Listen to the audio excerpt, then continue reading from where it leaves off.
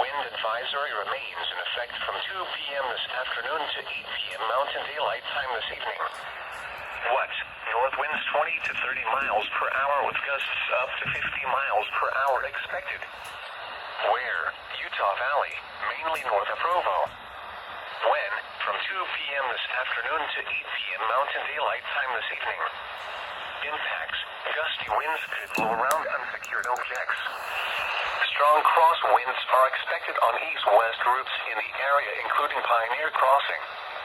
Rough conditions are expected on Utah Lake.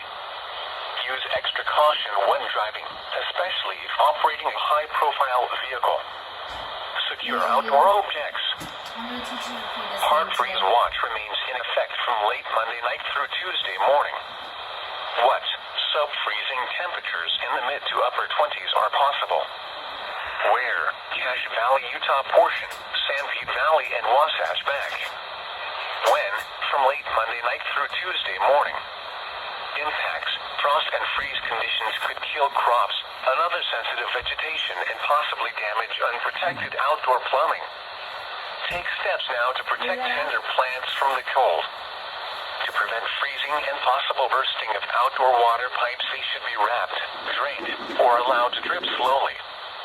Those that have in-ground sprinkler systems should drain them and cover above-ground pipes to protect them from freezing.